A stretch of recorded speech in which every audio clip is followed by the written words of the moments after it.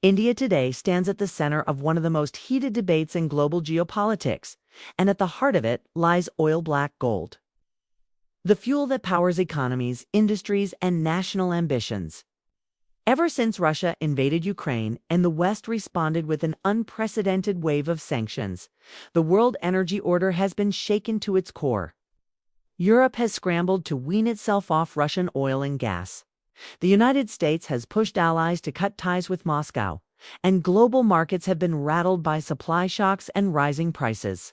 Yet amid all this chaos, one nation has managed to not only secure its own interests, but also to tilt the balance of global energy politics. India. Under Prime Minister Narendra Modi, India has defied enormous pressure, resisted Western sanctions, and transformed its relationship with Russia into one of strategic opportunity.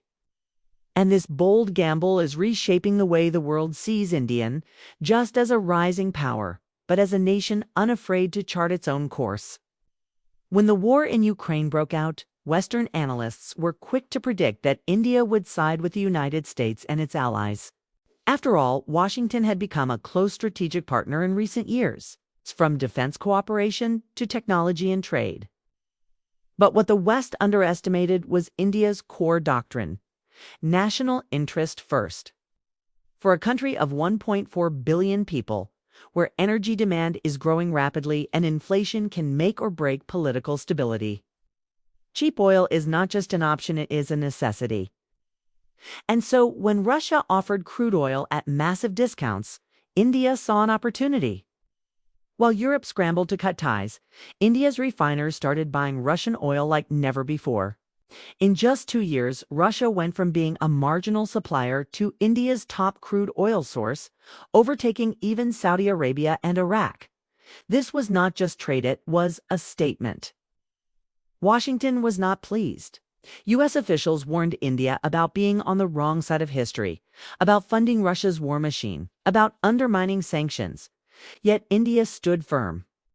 External Affairs Minister S. Jaishankar summed it up best when he said, "Europe has to get out of the mindset that its problems are the world's problems.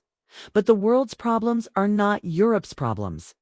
That single line captured India's defiance, its refusal to be bullied, and its assertion that the country's priorities would not be dictated by Washington, Brussels, or anyone else.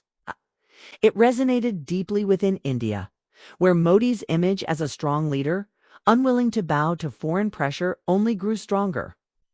And it sent a clear signal abroad that India was no longer content to be a junior partner in the Western order. The economic benefits of this oil trade have been enormous. By purchasing Russian crude at discounts of up to 30 or 40%, India has saved billions of dollars. These savings have helped keep inflation under control, kept fuel prices stable, and supported the broader economy at a time when global energy markets were in turmoil.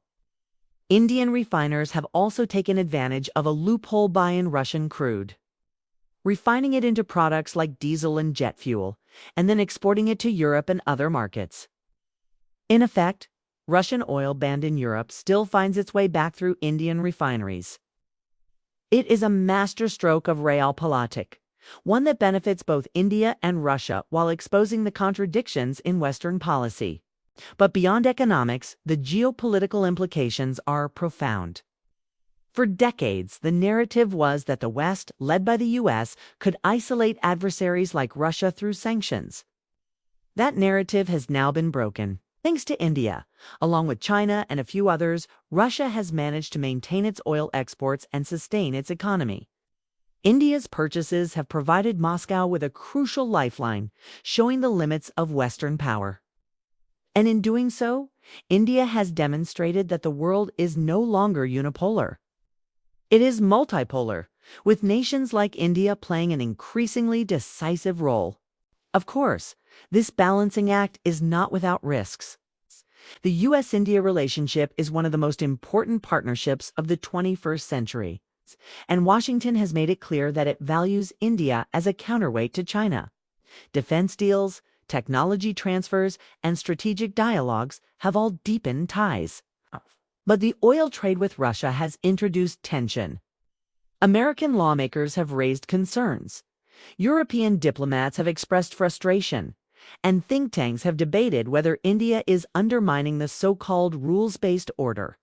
Yet Modi's government has calculated that the U.S. needs India more than India needs to bow to the U.S., with China's rise challenging American dominance.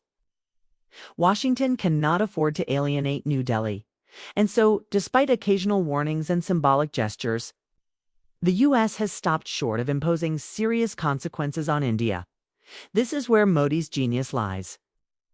By carefully calibrating policy, by refusing to bend while also maintaining dialogue with Washington, he has managed to have it both ways.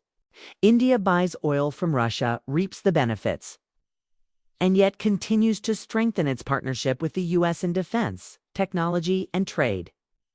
It is a balancing act worthy of admiration, one that reflects India's growing confidence on the world stage. No longer does New Delhi operate with hesitation or seek approval from Western capitals. Instead, it asserts its own interests, secure in the knowledge that its importance is too great to be ignored. Let us not forget, this is not just about oil. This is about sovereignty. For decades, India was seen as a developing country, constrained by limited options, often pressured to align with one bloc or another. But today, under Modi's leadership, India has transformed into a player that sets the agenda rather than follows it. By defying sanctions, India is sending a message not just to the West, but to the world that its decisions are its own, and its path will not be dictated by external powers. This resonates powerfully with other nations in the global South, many of whom face similar dilemmas between Western expectations and their own national needs. In this sense, India is not only serving itself, but also inspiring others to assert their independence. At the same time, Russia too benefits enormously from this arrangement. Cut off from Europe, Moscow needs new markets. China is one, but it does not want to become over-dependent on Beijing. India provides the perfect counterbalance of vast, growing market that allows Russia to diversify its partnerships. For Moscow, the symbolism is also important. By deepening ties with India, a democracy long courted by the West, Russia shows that it is not isolated. And by cooperating in energy, defense, and trade, the two nations reinforce a partnership that goes back decades. To the Cold War era, when the Soviet Union was India's most reliable ally, critics in the West argue that India is helping fund Russia's war. But India responds that its responsibility is to its people, not to NATO. And in truth, there is a certain hypocrisy in these criticisms. While Europe lectures India, it has quietly continued to import Russian gas through pipelines, even as it bans seaborne oil. While American companies sell weapons worth billions to countries with questionable records, they criticize India for buying cheap crude. India sees through this double standard, and the people of India support their government's stance. It is a rare example of foreign policy aligning so closely with public sentiment. The longer-term question, however, is how sustainable this strategy is. Can India continue to rely so heavily on Russian oil if the war drags on, if sanctions tighten further, if global dynamics shift? Or will it eventually have to adjust, perhaps reducing dependence on Moscow, while increasing diversification elsewhere? These are real questions, and Modi's government is no doubt considering them carefully. Already, India has expanded energy partnerships with the U.S., the Middle East, and Africa. But for now, Russia offers the best deal, and India will not walk away from that. Meanwhile, the geopolitical map is shifting. It's the rise of BRICS, the calls for de-dollarization, the emergence of new payment systems. All of this reflects a world in flux. India's oil trade with Russia is not just a transaction, but part of a broader movement toward a more balanced global order. By paying for oil in rupees, by exploring alternatives to the dollar, by supporting institutions that challenge Western dominance, India is positioning itself at the forefront of change. And in doing so, it is amplifying its influence far beyond South Asia. What does this mean for the future? It means that India's choices will matter more than ever. Whether in energy, technology, security, or climate, the world will look to New Delhi as a key player. Modi's boldness in defying sanctions has set a precedent. It has shown that India can protect its interests without isolation, that it can resist pressure without burning bridges, that it can be both a partner to the West and a friend to Russia. This is the art of multipolar diplomacy, and India is mastering it. So the next time you hear about oil tankers docking at Indian ports, about refiners buying Russian crude, about Jaishankar's defiant statements, remember this: it is not just about barrels of oil. It is about power, dignity, and independence. It is about a nation that refuses to be told what to do, that charts its own destiny, that rises on its own terms. India is no longer following the script written by others. It is writing its own script, one that the world must now read carefully. And as global energy politics continue to shift, as the war in Ukraine grinds on, as sanctions multiply and economies tremble, one thing is certain: India's decision to keep buying Russian oil will be remembered as a turning point, a moment when a nation of 1.4 billion showed that it could stand its ground, that it could balance competing pressures, that it could seize opportunity from crisis.